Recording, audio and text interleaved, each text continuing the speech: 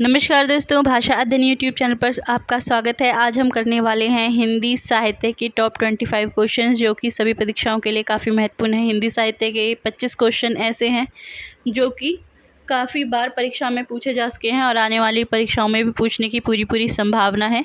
तो इसलिए वीडियो को स्किप मत कीजिएगा, अंत तक देखिएगा, बीच में छोड़ के मत जाइएगा। और अगर आप भाषा अध्ययन यूट्यूब चैनल पर नए आए हैं तो चैनल को सब्सक्राइब जरूर से कर लीजिएगा, बेल बटन ऑन कर लीजिएगा ताकि आने वाले वीडियोज़ की नोटिफिकेशन आपको मिलती रहें।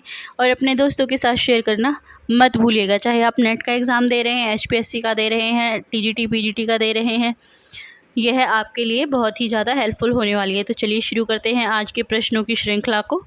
पहला प्रश्न देखिए, मैथिल कोकिल किसे कहा जाता है? विद्यापति, चंद्रबरदाई, अमीर खुसरो या फिर हेमचंद्र? तो देखिए, जो विद्यापति हैं उन्हें मैथिल कोकिल कहा जाता है। ठीक है, विद्यापति जी को एक और उपाधि मिली थी, वो कौन सी थी? अभिनव जयदेव की। कौन सी उपाधि थी? अभिनव जयदेव की उपाधि से भी इन्हें सम्मानित किया गया था।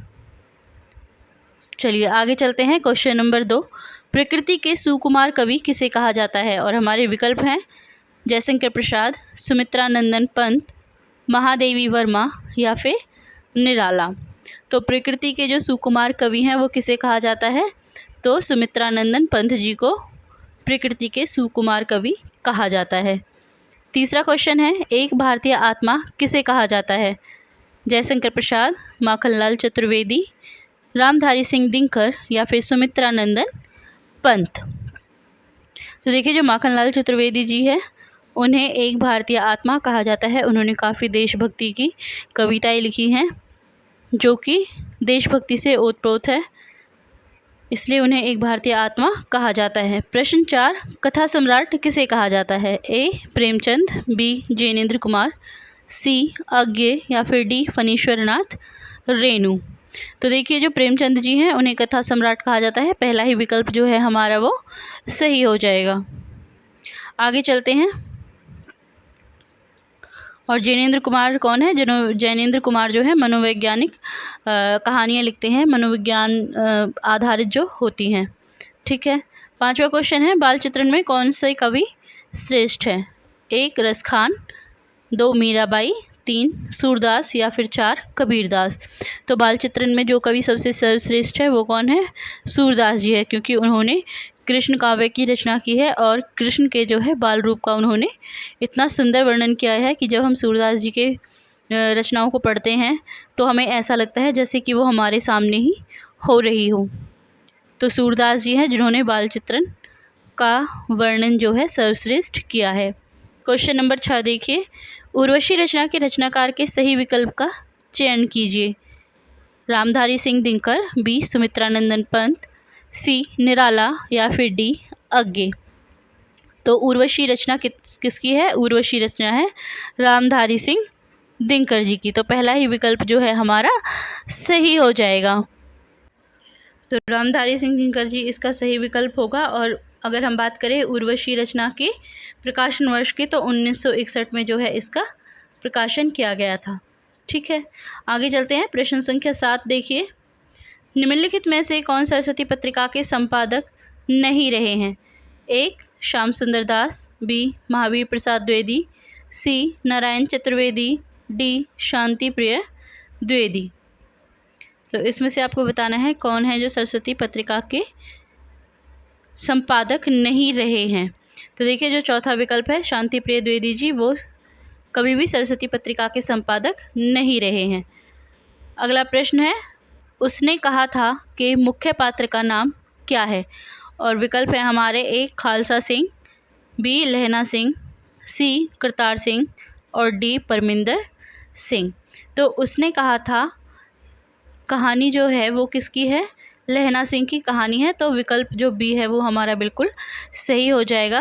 लहना सिंह जो राइफल 77 का एक सूबेदार है, सिपाही है, उसके ऊपर ये पूरी कहानी लिखी गई है। ये कहानी प्रथम विश्व युद्ध के समय के दौरान लिखी गई है। 1915 जो है इसका प्रकाशन वर्ष है।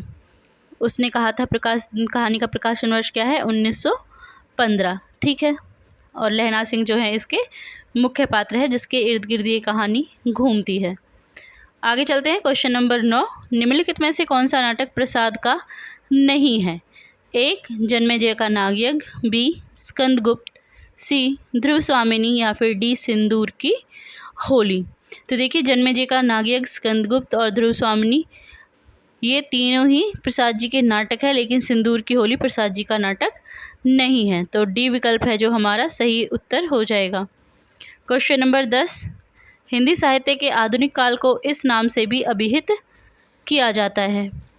हमें बताना है आधुनिक काल को, और हमारे विकल्प हैं 1 जीवनी काल, 2 पद्य काल, सी सुसमरण काल या फिर डी गद्य काल। तो देखिए, आधुनिक काल को और किस नाम से अभिहित किया जाता है? तो गद्य काल के नाम से अभिहित किया जाता है। प्रश्न संख्या 11 देखिए, हिंदी साहित्य में प्रयोगवाद के प्रवर्तक का नाम बताइए।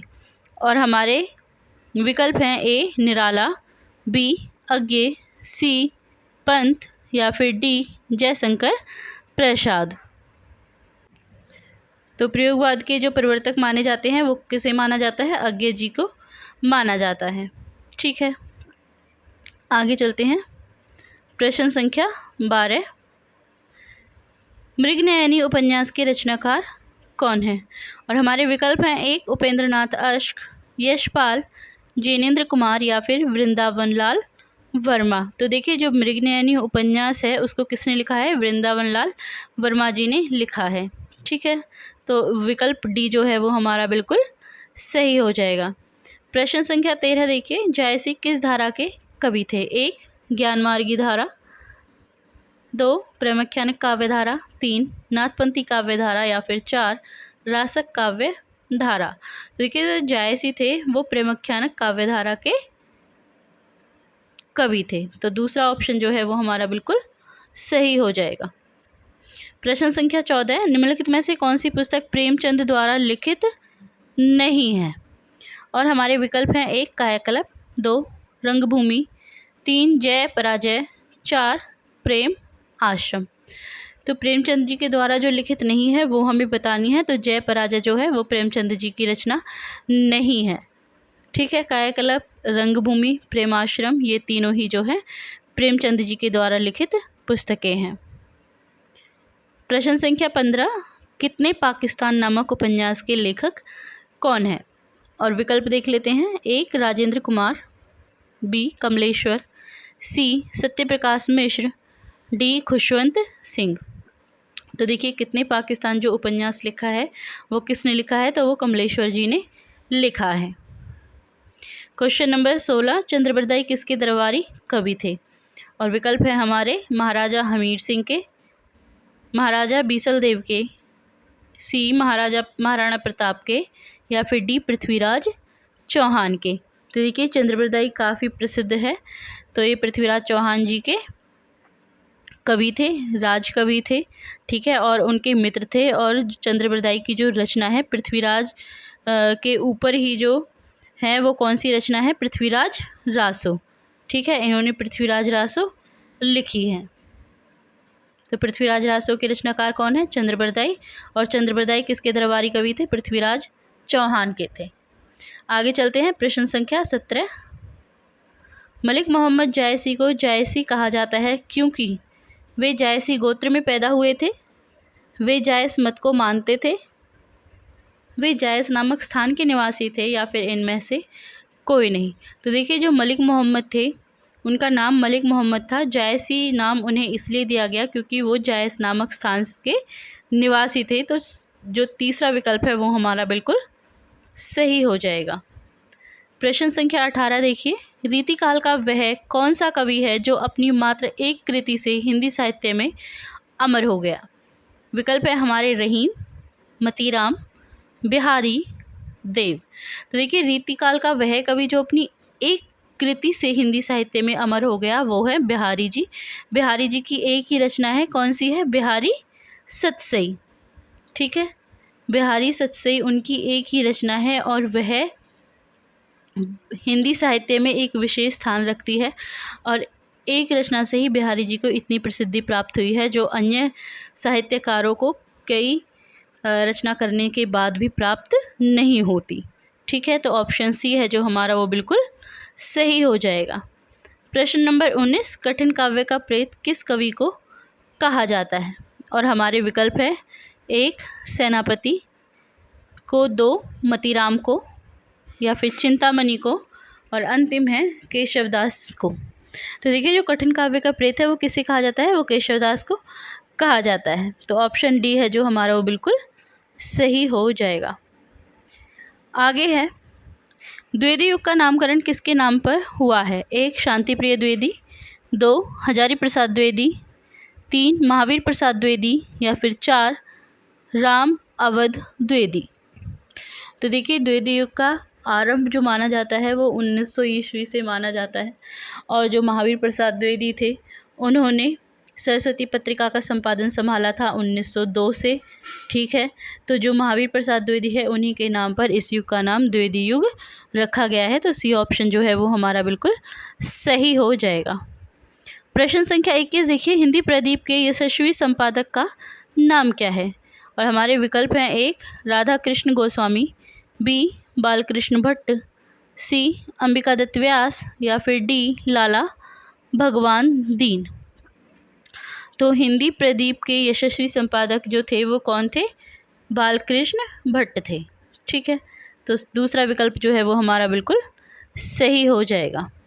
प्रश्न संख्या 22 देखिए, भूषण बिनु ने विराजई कविता वनिता मित, यह कथन किसका है? तुलसीदास का, बी भिखारीदास का, सी केशवदास का, या फिर डी मतीराम का।